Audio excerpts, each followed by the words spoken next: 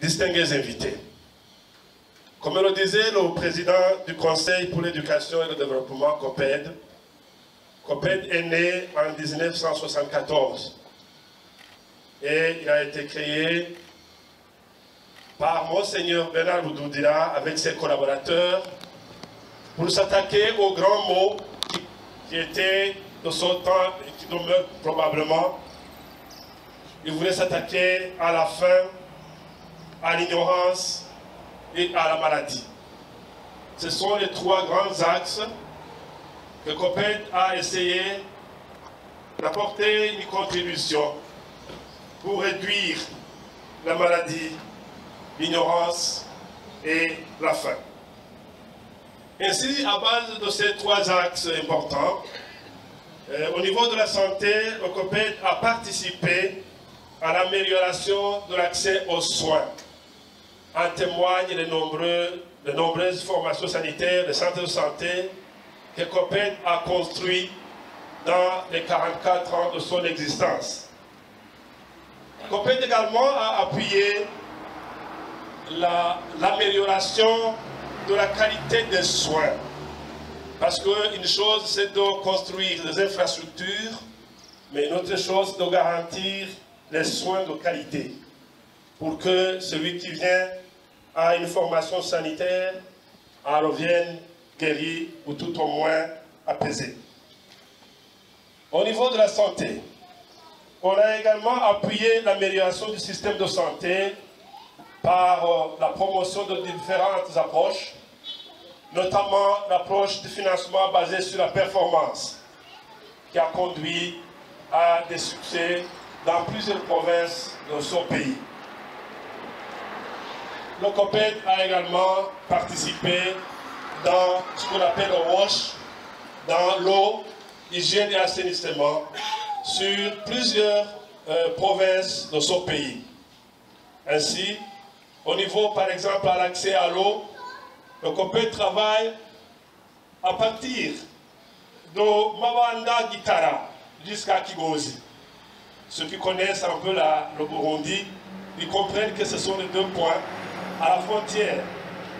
On travaille depuis Gitara jusqu'à Kigozi, depuis Chichemere jusqu'à Gisuru. Vous comprenez alors pour dire que c'est tout le pays. Au niveau de l'éducation, le COPED a contribué à l'amélioration et à l'augmentation de la carte scolaire. Sur les 44 ans que nous venons de passer au COPED, que le COPED vient de passer, il a construit beaucoup d'écoles primaires, secondaires, et même a participé dans la construction et l'accompagnement des universités communautaires, comme l'Université des Grands Lacs. Et l'éducation, ce n'est pas seulement la construction des écoles, des infrastructures, mais COPED a participé beaucoup à l'information et à l'entrepreneuriat.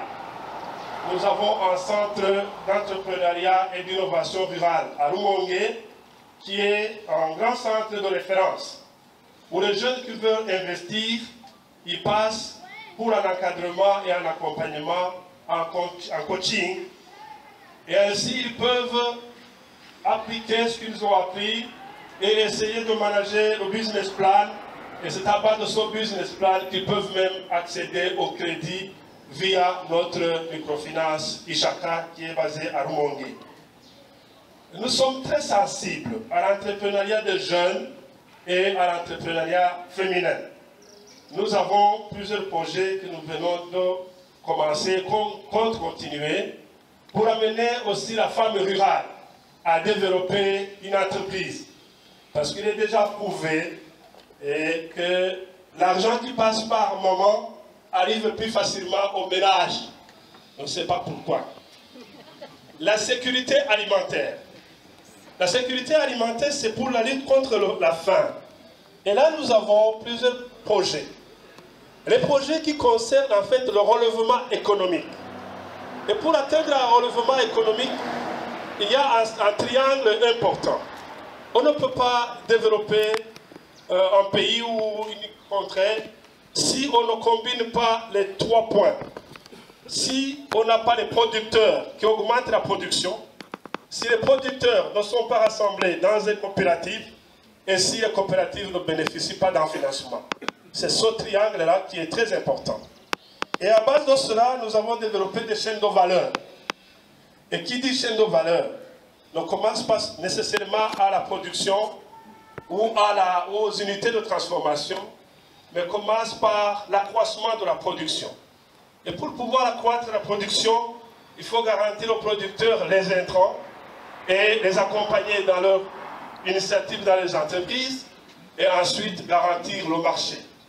Et pour cela, nous avons déjà initié des chaînes de valeur, nous avons encadré les apiculteurs, nous les avons structurés et nous les avons associés à notre chaîne du début jusqu'à la fin, jusqu'à la production et la commercialisation.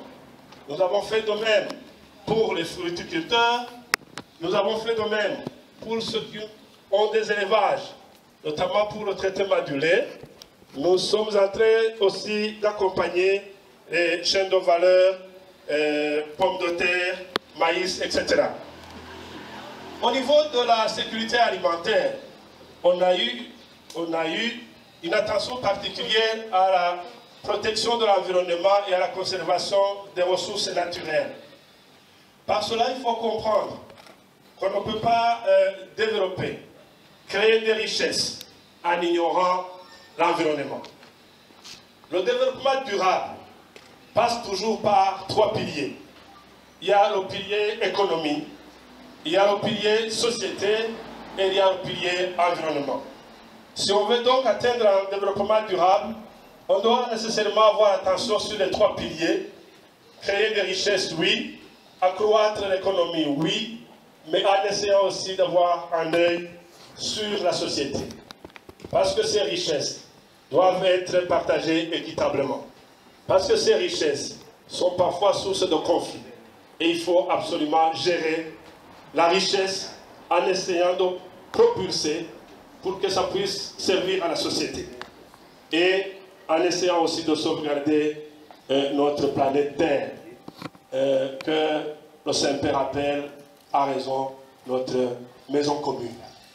Sans avoir accès au respect de l'environnement et des sources naturelles, on risque de produire en piétinant. Et ce que nous devons faire aujourd'hui, c'est de garantir à la génération présente l'accès aux facilités pour une vie meilleure, mais penser aussi à l'équité intergénérationnelle, penser aux générations futures et essayer de leur garantir aussi cette sécurité. En vous parlant de tout cela, c'était pour vous dire ce qu'on est en train de faire et annoncer en fait le nouveau plan stratégique. Ce nouveau plan stratégique que nous avons l'honneur aujourd'hui de vous présenter est le fruit d'un long processus. Son Excellence Monseigneur le Président de COPED et même le Directeur National de COPED vous ont annoncé le parcours qu'on a dû faire pour pouvoir atteindre ce document. Ce document que nous vous présentons est fruit d'une participation de plusieurs acteurs. D'abord, nous avons évalué le plan stratégique passé, qui était articulé sur les 3 axes principaux et l'axe qu'on appelle transversal, mais qui est très important, l'action humanitaire, et nous l'avons évalué. Nous avons même évalué COPED. Nous avons essayé de relever ses forces, ses faiblesses. Et nous avons évalué également l'environnement actuel qui nous a permis de dégager les opportunités possibles et aussi de faire attention aux menaces potentielles. C'est après cette évaluation que plusieurs réunions ont été tenues au niveau du staff de COPED et au niveau même des partenaires et des bénéficiaires de nos actions pour dégager maintenant cette nouvelle carte, cette feuille de route pour les 5 ans à venir. Alors, le plan stratégique que nous avons l'honneur de vous présenter ici a 7 axes principaux. 7 axes principaux que nous pouvons diviser en deux. Il y a 4 axes, premier 4 axes, et il y a les 3 axes.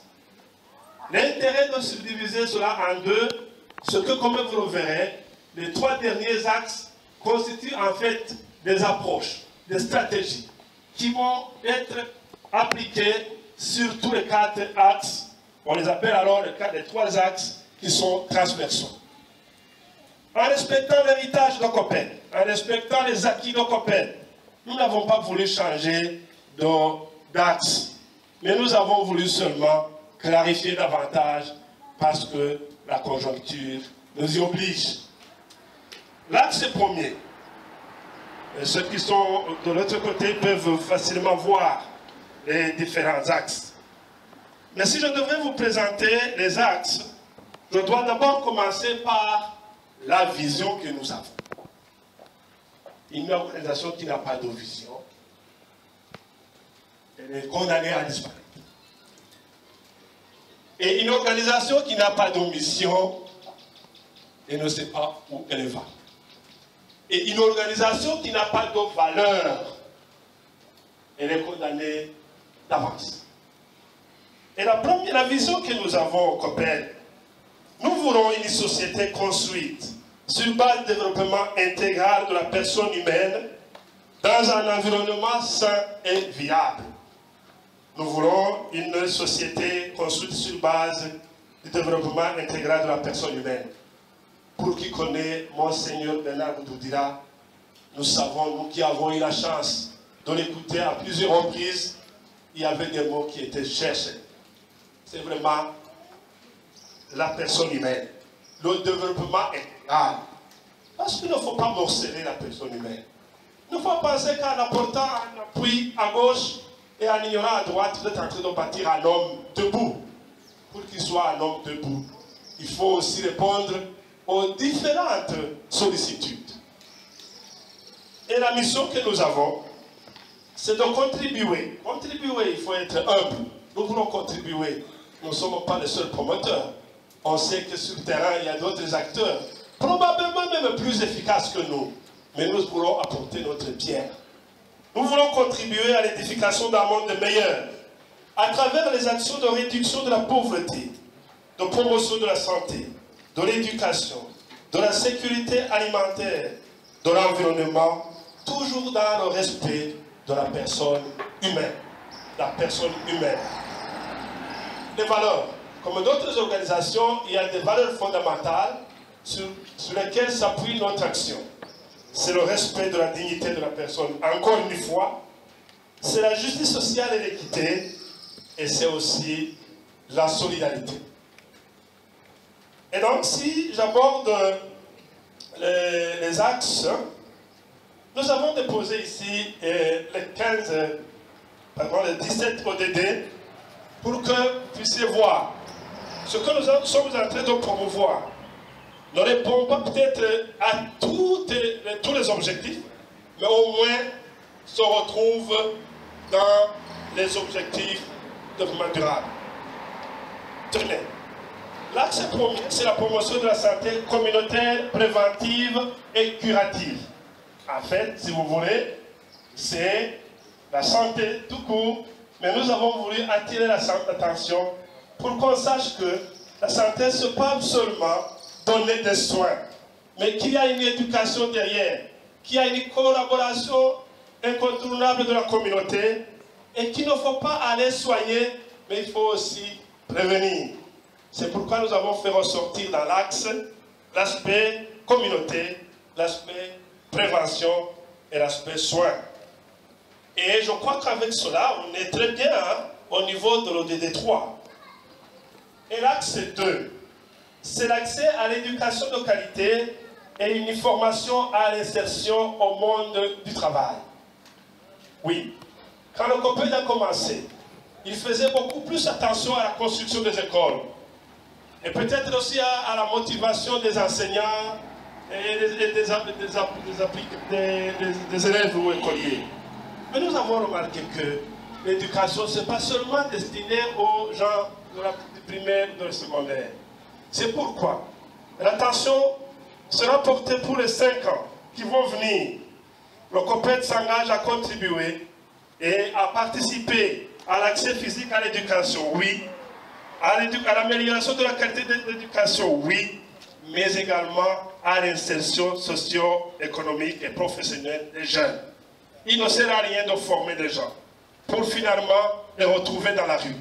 Il ne sert à rien de former des gens, de transférer des compétences et des connaissances qui ne seront pas utiles.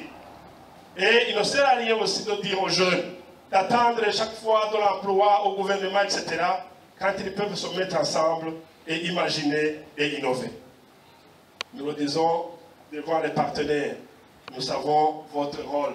Nous vous avons vu dans les 5 dernières années passées et nous comptons vous voir aussi dans les 5 ans qui vont venir nous appuyer dans ce secteur pour que finalement cette calamité de chômage qui est venue comme un mal récent puisse être aussi éradiquée comme la faim et l'ignorance. Nous avons remarqué aussi qu'en tentant de travailler avec les communautés pour les projets d'autonomisation du monde rural, nous avons remarqué qu'une grande masse de personnes, surtout des femmes, ne savent ni lire et écrire en 2018. Et ils sont très nombreux, elles sont très nombreuses. C'est pourquoi, pour les 5 années à venir, nous allons finalement, à la grande surprise de plusieurs personnes, nous allons aussi retourner en arrière pour procéder à l'alphabétisation fonctionnelle de nos jeunes et de nos mamans. Pour que, après tout, quand ils ont fait des économies, dans les approches Besley, dans les approches Mousseau, elles aient au moins la chance de jeter un coup d'œil sur leur carnet. Parce qu'avant on disait, mémorisez votre avoir dans la caisse. On te disait, c'est combien? C'est 5 000. Et peut-être 8 ans. C'est pas ça. Maintenant, elle pourra écrire dans son carnet. Il est très intéressant de voir une maman écrire sur le flip chart ou sur un tableau. C'est fantastique. En peu de temps, en 6 mois uniquement, on peut révolutionner des choses. On peut vraiment améliorer quelqu'un. Il suffit de le voir. Elles sont épanouies. Parce qu'elles disaient, c'est finalement ça. Maintenant, je pourrais lire la lettre d'un ami. Je pourrais lire aussi un affichage de la coopérative. Alors, l'accès à une alimentation suffisante et équilibrée, qui est le 3e axe, qui est finalement en fait la sécurité alimentaire.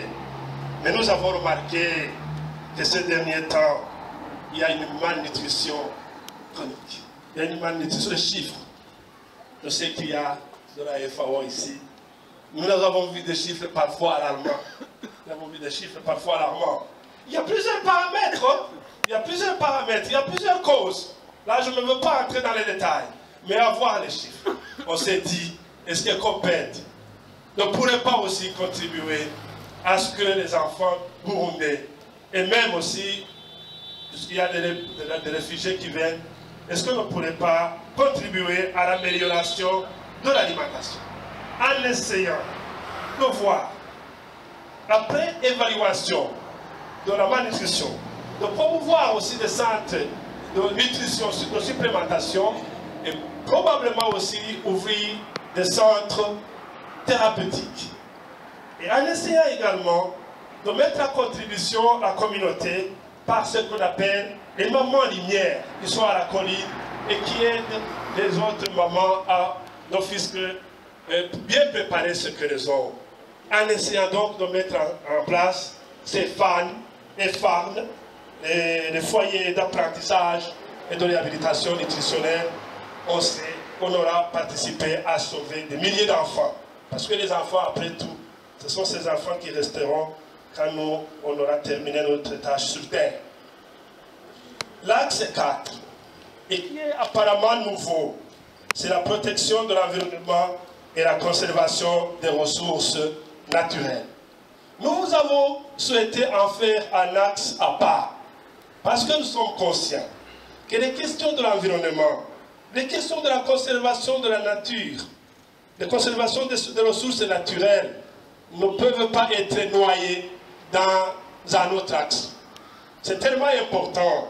Et aussi, il faut savoir, c'est le rythme Parce que les changements climatiques, si on n'adopte pas des mesures d'atténuation, des mesures d'adaptation, on sait que ça peut nous jouer des tours. Et ce qui est paradoxal, ce sont les communautés pauvres qui vont souffrir davantage. Alors que, dans la nature, une action posée ici peut avoir un impact à plusieurs milliers de kilomètres. Nous le savons si bien.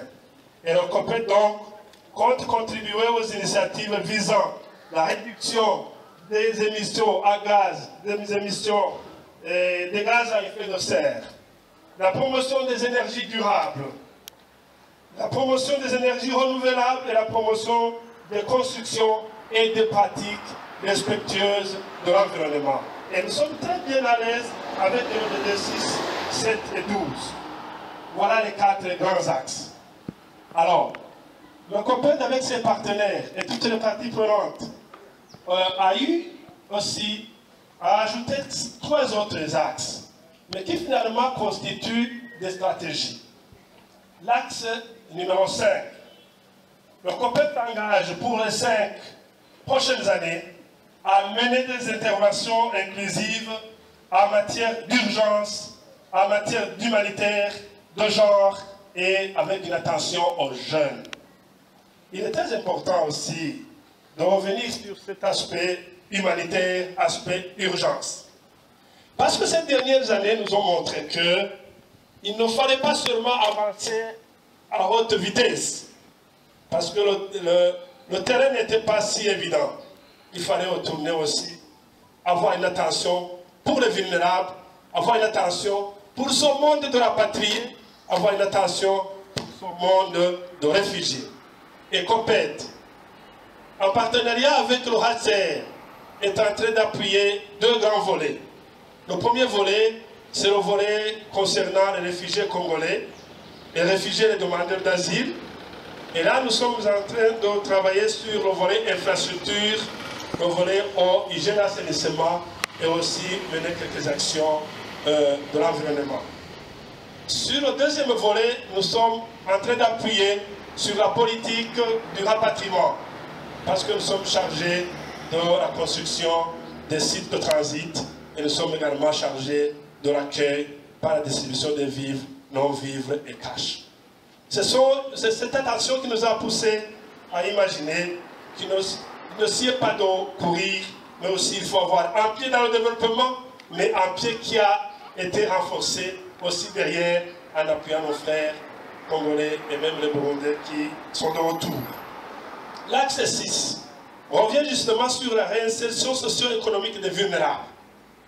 Il y a plusieurs projets que nous exécutons avec l'Union européenne, la FAO, etc. Et des projets qui sont des projets de résilience. Ça veut dire, résilience, les gens qui ont été victimes de plusieurs crises, on les aide un peu à renaître. On les aide un peu à rebondir après le choc. Et nous avons remarqué que c'est possible en essayant d'appuyer les organisateurs producteurs, en essayant aussi d'appuyer les petites épargnes, etc. En essayant d'améliorer, parce que sur ce qu'on appelle la caisse de résilience, il y a l'aspect technique, amélioration des pratiques culturelles et d'élevage. Il y a aussi le pilier qui est très important, financier. Il faut aider les gens à collecter, on peut avoir un peu de moyens, et aussi l'aspect social pour gérer les conflits, accompagner via les clubs de foot. Et comme ça, on a vu qu'avec ces 3 piliers, on a ce qu'on appelle la caisse de résilience. Donc nous allons continuer ce programme. Nous allons essayer aussi d'avoir une attention particulière pour les personnes marginalisées, les rapatriés, les battoirs, les pêcheurs, etc. L'axe 7, c'est l'axe qui concerne la coordination de la mise en œuvre du plan stratégique. Absolument. Ça, c'est un axe tout à fait spécial. Tout ce que nous sommes en train d'énumérer, qui va le faire? Avec qui? Avec quels moyens?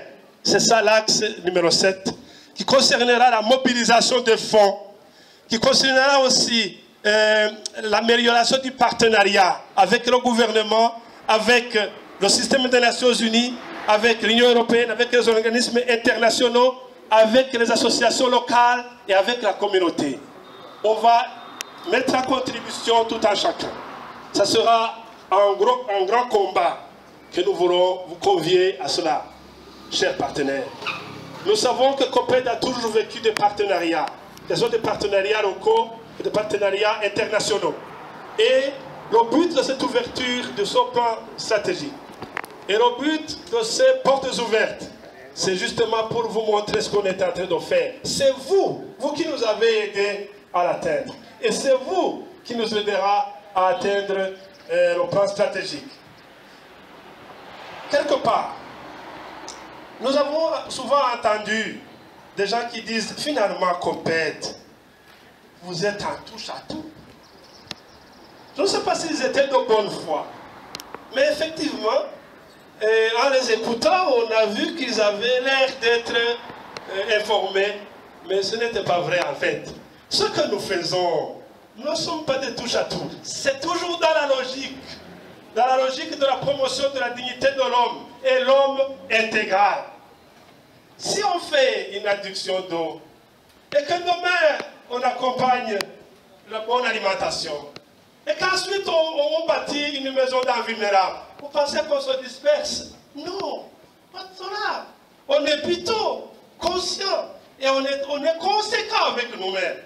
Parce qu'on est sûr que justement pour développer une personne, il ne suffit pas seulement de distribuer de la nourriture. Il faut aussi l'intégrer dans le circuit de production. Et si vous voulez l'intégrer dans le circuit de production, il faut aussi lui garantir un peu l'accès aux intrants et au bout du tunnel, montrer que quand il produit, il trouvera un marché sûr et rémunérateur. Est-ce qu'on se disperse? Non, loin de là. Dans quelques instants, vous serez invités à visiter les stands. Et les stands seront aménagés à telle enseigne que vous puissiez poser n'importe quelle question sur chaque axe. On ne vous obligera pas à passer à tous les stands. On vous invitera seulement à passer un instant au premier stand et vous me retrouverez là-bas pour l'identité.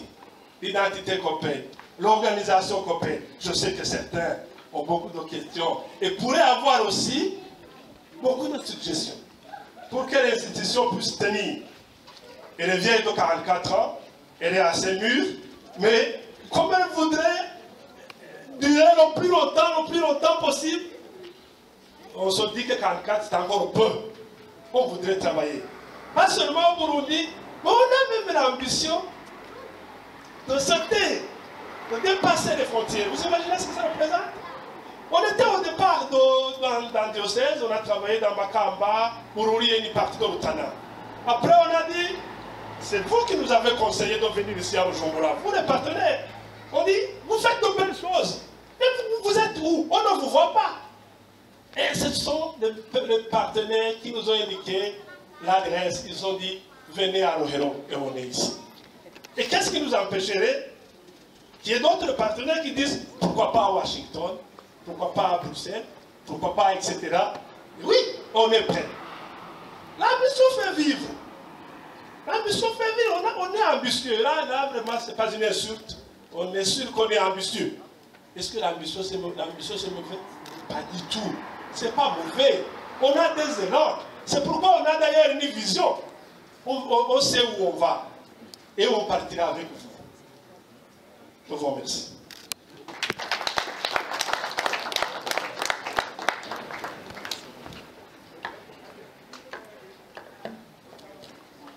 Voilà, je pensais partir, mais c'était trop tôt. Parce qu'on me rappelle qu'il y a une séance d'échange. Ce n'est pas magistral, ça veut dire on voudrait échanger. Je ne rappelle pas une séance de questions parce que, après tout, je ne parviens pas à répondre à une autre question. Probablement que parmi vous, il y aura quelqu'un qui viendra à mon secours. Mais comme c'est moi qui ai pris la parole le premier, je voudrais vous donner cette opportunité et un micro-baladeur pourra vous atteindre pour que vous puissiez dire un mot sur notre approche. Et probablement aussi nous promettre qu'on va partir ensemble, parce que j'ai pris ça comme un acquis, mais c'est vous qui devrez le dire mieux. Merci.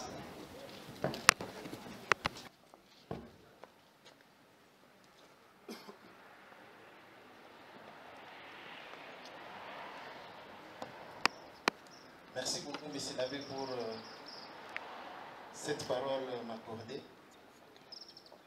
Je commence d'abord par présenter mes vives félicitations à cette grandiloquence qui a présenté avec son génie, vraiment digne d'un technicien. Je suis un peu, bon, pas un peu, mais je suis très content de toutes les œuvres que COPED est en train de faire au profit des populations dans toute la République burundaise, avec sa vision et ses ambitions d'aller même au-delà des frontières de la République burundaise. Néanmoins, vous êtes parti d'une évaluation de votre plan stratégique de la génération passée. Je ne sais pas, celui-ci est de la 30e génération. Mais vous ne nous avez pas dit un peu de moments difficiles, des moments forts que vous avez traversés pour votre plan passé. Et c'est sûr que vous les avez contournés, c'est pourquoi vous êtes allé même à augmenter le nombre d'axes. Vous étiez à 3, maintenant vous êtes à 4 avec 3 qui sont transversaux. Quel est votre secret pour que vous puissiez arriver à ce niveau? Merci.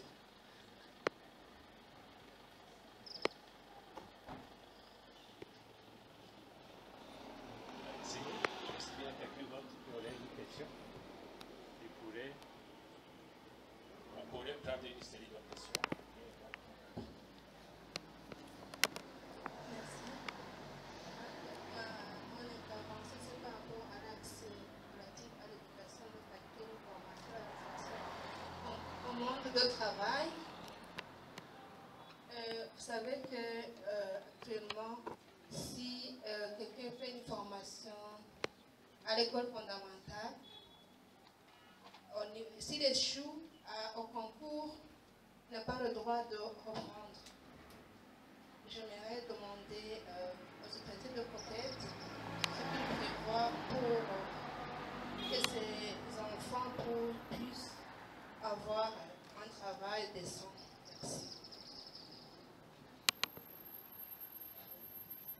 C'est Madame Desgardenias, je suis du ministère des Affaires étrangères.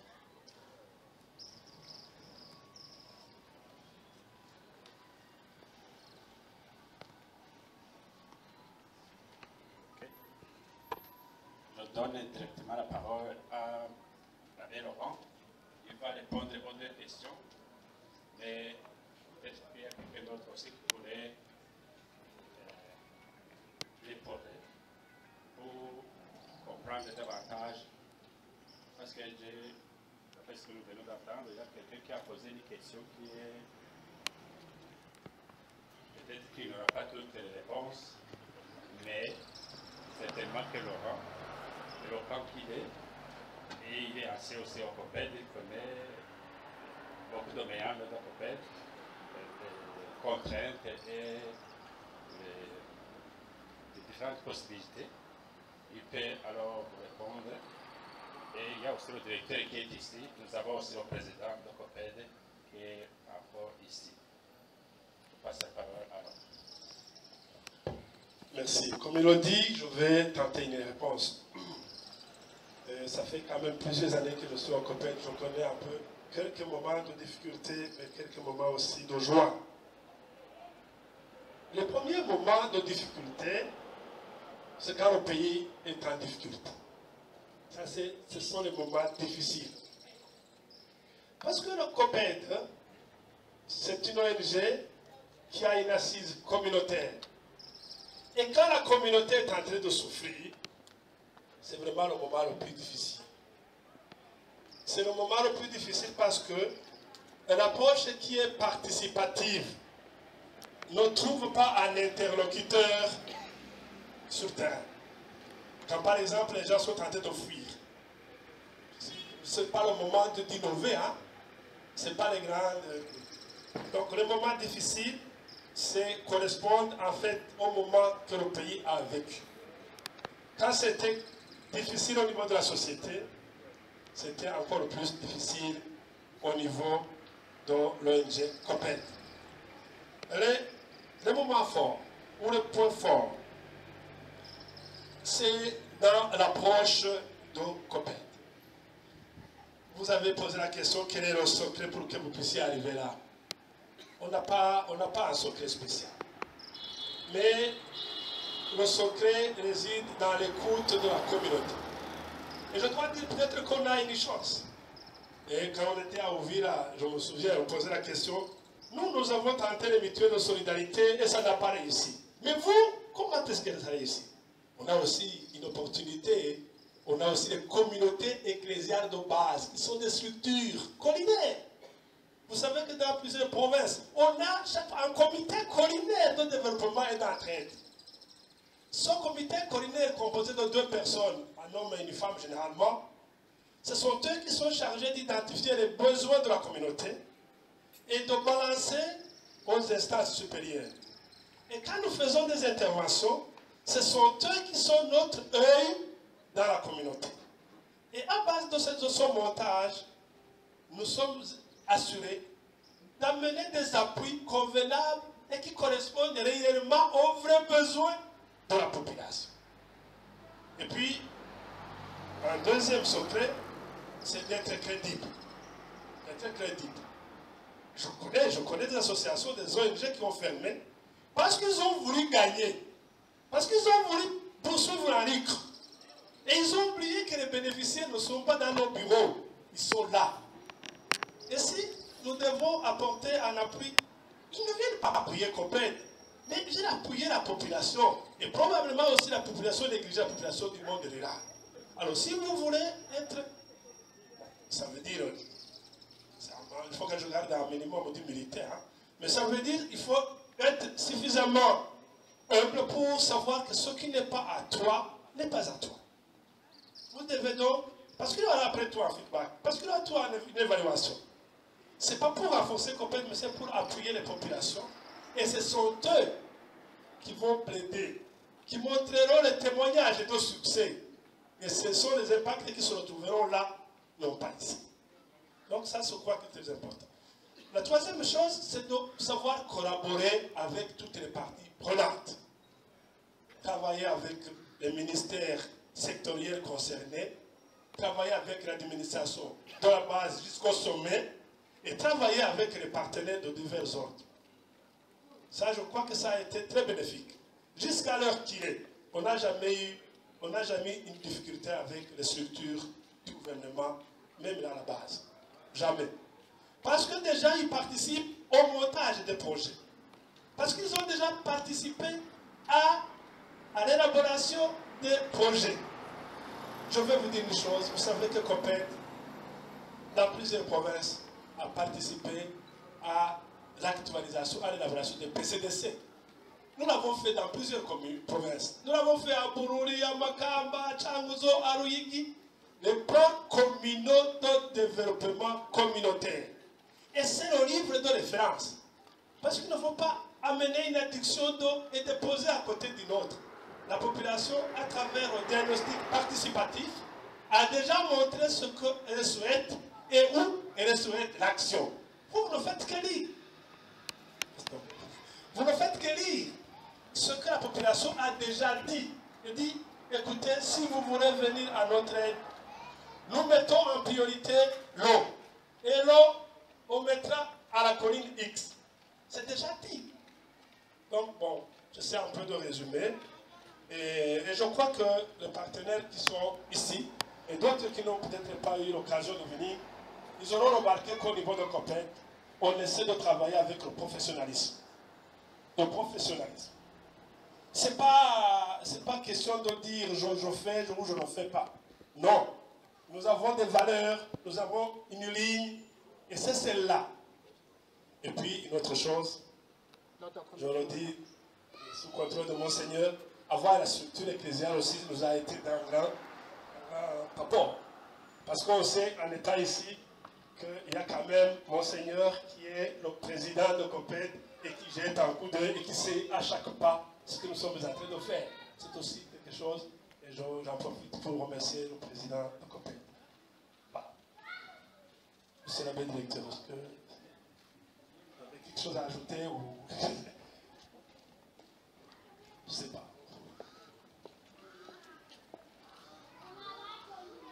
Oui, merci. Je n'ai pas vraiment beaucoup de choses à ajouter. Tout simplement pour vous dire que nous avons toujours eu un principe. C'est-à-dire, si on échoue, c'est échouer avec tout le monde. Et si on réussit, c'est réussir avec tout le monde.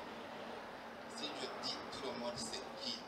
Il y a les bénéficiaires, il y a aussi le partenaire technique et financier. Alors ce dialogue qui caractérise ce triangle, ce dialogue toujours permanent, nous permet effectivement de surmonter les défis qu'on rencontre.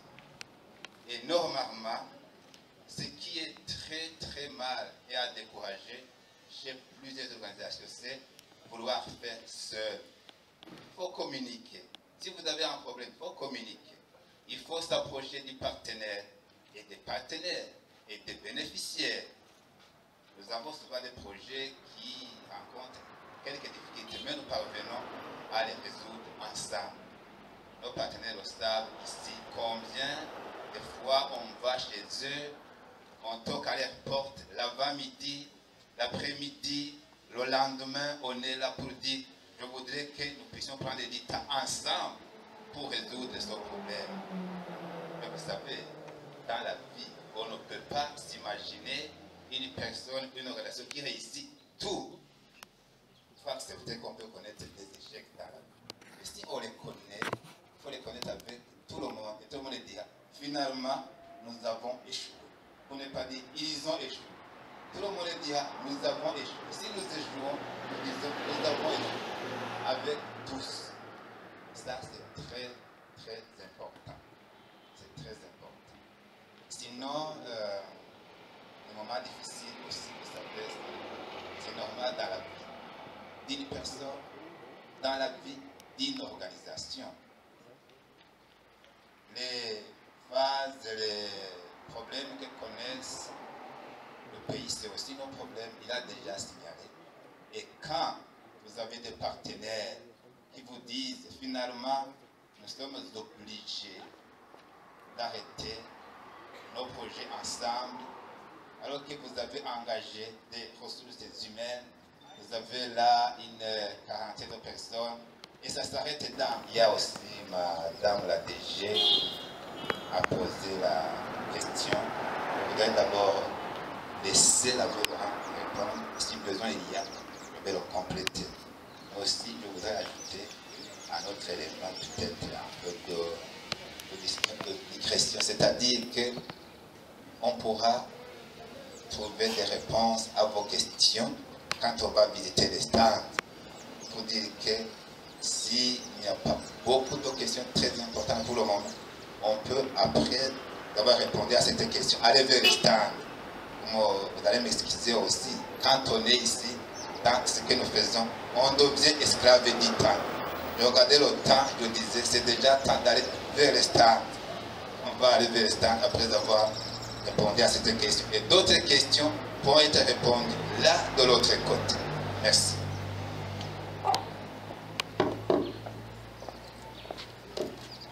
Merci, monsieur l'abbé, directeur de COPED.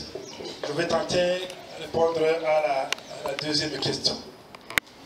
Mais là j'hésite un peu parce que je ne maîtrise pas tous les contours de la question. Je dois avouer. Parce que c'est vraiment une problématique énorme qui est multifactorielle. Mais je veux dire ce que COPED pense. La contribution que COPED pense donner pendant les 5 ans. Et on a déjà commencé à travailler avec ces jeunes. Les jeunes qui sont éjectés en fait du système, qui ne peuvent pas continuer après l'école fondamentale. C'est compliqué. Et ce n'est pas seulement les jeunes qui terminent qui n'ont pas pu terminer l'école fondamentale, mais c'est aussi les jeunes qui terminent le lycée pédagogique. Il y en a eu beaucoup. Et c'est aussi les jeunes qui terminent les humanités. Et très paradoxalement, c'est aussi les jeunes qui terminent l'université. Pour ceux qui sont plus âgés, ils savent que terminer l'université, il y avait une Mercedes noire qui vous attendait au jour du mémoire pour vous dire vous êtes nommé paf. Maintenant, ils savent qu'ils doivent se débrouiller. Alors, qu'est-ce que nous voulons faire pour ces jeunes? La première chose, c'est vraiment d'éliminer l'illusion. D'éliminer l'illusion qu'il y a un bienfaiteur éventuel qui te prendra en charge jusqu'à ta mort. Là, c'est fini. Même votre propre parent, à un certain moment, il te dit assez, débrouille-toi. Il y a quelque part, je ne me souviens plus exactement de la province ou de la commune, on dit, quand quelqu'un est âgé, on dit, voici la route. Celle-ci va là-bas. Celle-ci va là-bas. Bye. On se retrouvera. Je ne sais pas si c'est en Bolivie ou ailleurs. De toutes les façons, ça veut dire quoi? Donc, on voudrait contribuer avec les autres partenaires. D'abord, à avoir la base des données. Vous allez le voir sur la base des données. Parce qu'on dit qu'il y a beaucoup de chômeurs. Beaucoup, ça veut dire quoi? Encore que ceux-là ne sont même pas des chômeurs. Parce que chômeur, c'est quelqu'un qui a déjà travaillé et qui ne travaille plus. Ces gens sont des demandeurs d'emploi. Ce ne sont pas des chômeurs. Un chômeur, c'est quelqu'un qui a déjà exercé, etc. Mais pour des circonstances multiples, il n'est plus au service. Et ces gens-là, est-ce qu'on peut être un chômeur de 9e? Alors, qu'est-ce que nous voulons proposer pour COPED? C'est donc, comme on a fait pour les autres groupes, c'est d'établir des bases de données fiables pour que les gens sachent exactement l'ampleur de la question. Deuxièmement, c'est de se mettre ensemble avec les autres partenaires qui sont d'ailleurs plus rodés que nous dans le domaine pour imaginer et savoir l'orientation qu'il faut donner. Mais c'est principalement écouter ces jeunes parce que pour la plupart, ils ont des idées. Mais ce sont des idées dispersées, des idées parfois naïves. Ils ne peuvent même pas formuler une entreprise ou un projet. Ils n'auront pas la possibilité d'évaluer s'ils gagnent ou pas. Parce qu'ils sont encore jeunes et moins expérimentés. Et donc, COPED a déjà créé un centre d'innovation, d'entrepreneuriat et d'innovation rurale. Et nous avons l'ambition de délocaliser en mettant plusieurs petits centres. Et s'il le faut aussi, organiser une itinérance pour que ces jeunes aient comment structurer les premières idées d'affaires. Les premières idées. Parce que les premières idées, c'est ce qui fait, c'est la première étape pour embrasser le projet. La deuxième chose, c'est que nous avons mis en place une microfinance. On s'imagine que les gens qui seront passés par le CI, le Centre d'entrepreneuriat d'innovation rurale, qui auront eu une bonne idée d'affaires, un petit projet, nous pouvons les accompagner pour avoir un minimum de financement de démarrage. La troisième stratégie, c'est de prendre ces jeunes-là, qui sont très intelligents, et les intégrer dans nos chaînes de valeur. Parce qu'ils peuvent facilement être apiculteurs, pourquoi pas? Qu'est-ce qui empêcherait un jeune qui sort de l'évier à être apiculteur? Il peut le faire. Il peut même aussi s'engager dans les filières fouilles. Qu'est-ce qui empêcherait d'entretenir une pépinière? Essayez un peu de faire de ces activités qui ne demandent pas beaucoup de moyens parce que les jeunes n'ont pas d'argent, mais progressivement en les rassemblant, je crois qu'on peut rafiner. Ce sera une contribution. Je n'ose pas avouer que ça va vraiment couvrir les exigences de cette problématique. C'est vraiment énorme et je demande à chacun de réfléchir. Et si on ne réfléchit pas maintenant, demain ça peut être très tard. Parce que ces jeunes-là, qui sont disponibles et désœuvrés, qui n'ont rien à faire, ils peuvent être facilement les futures cibles d'une insécurité. Merci.